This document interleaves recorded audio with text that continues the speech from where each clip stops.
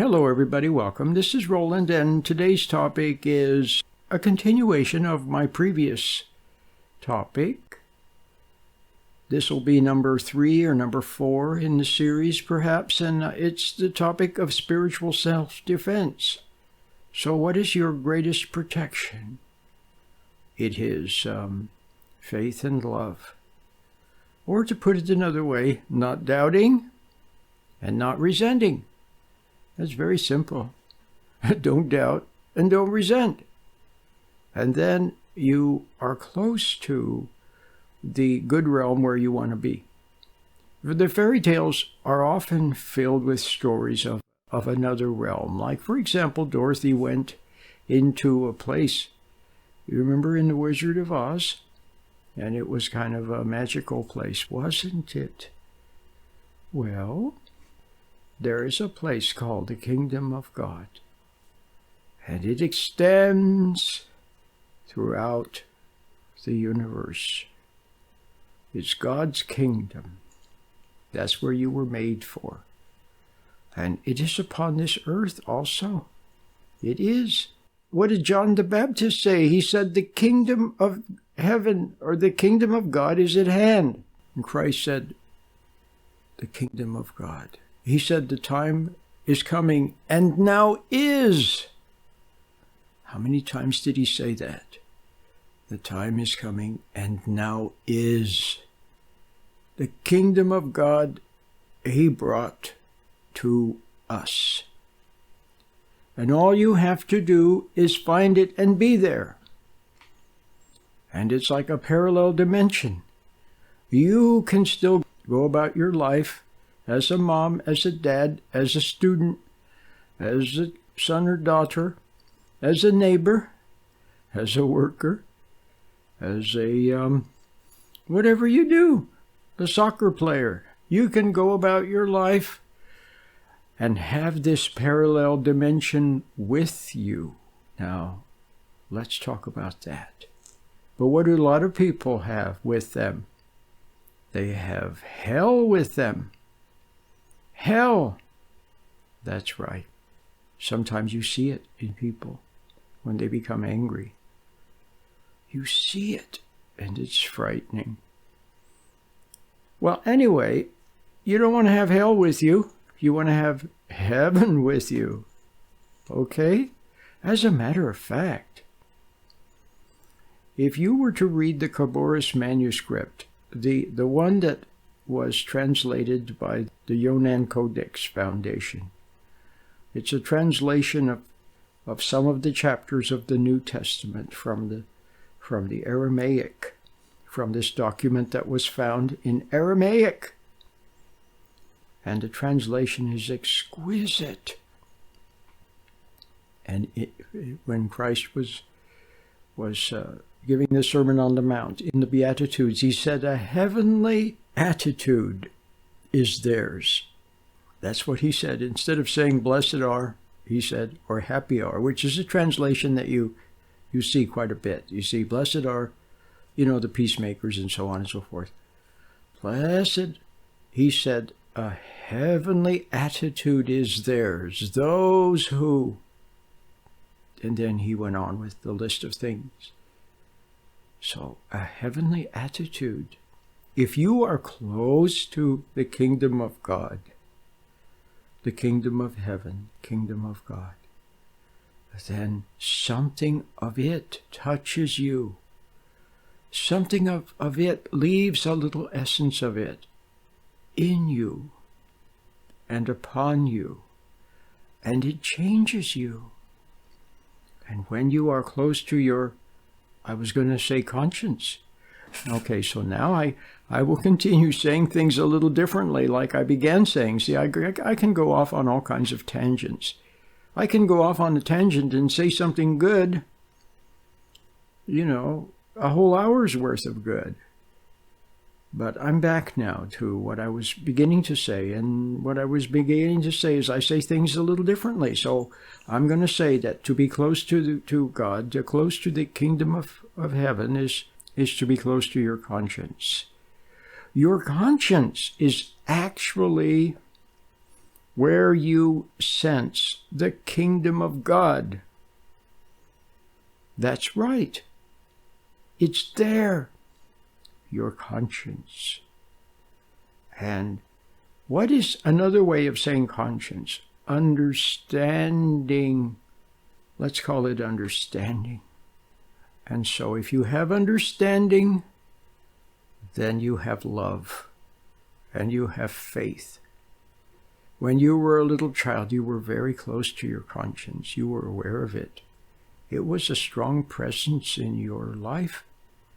When you did something a little bit wrong, it was immediately there, ever so gently making you aware that you had done something that was maybe mean, or you got angry at your mom, that sort of thing. There it was, and you sensed it.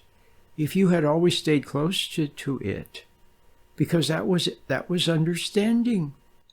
What was it about your parents that was so not good when you were a little child?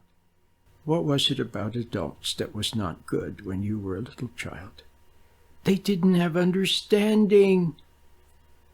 When you came happy to them, you wanted to show your mommy something, you wanted to show grandma something, you wanted to show aunt something, and they were mean or phony, and they didn't have understanding. And when something was wrong, you tried to tell them.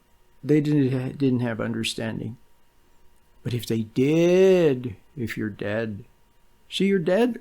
Quite possibly, if your dad was like a lot of dads, he was very close to that. Sometimes wasn't he? He had a calmness about him. He had a kindness about him. He had a happy-go-luckiness about him at times that was very close to that kingdom of God, that kingdom of heaven, that heavenly attitude. That's what you need. And to have it, see, what we do is we don't have it, then we fake it. We pretend to be happy. We pretend to be lighthearted. We pretend to be cheerful. We pretend to care. No, you don't want to fake it. You want to have it. And how do you have it? You get close to your conscience and then let it touch you. Let your conscience touch you. Go with it. Don't try to escape from your conscience. When it is there, look, if you were phony with somebody, afterwards you can sense that you were phony with them. Or if you're impatient with your children, you sense it. If you're resentful towards someone, then later you sense it, that it was not good. Just sense that. Be aware of the fact that you were phony, or that you were resentful, or that you were hateful, or that you were selfish. Just see it. Don't try to do anything about it. Don't try to escape from your conscience. It's a little bit painful. Not very painful, just a little painful.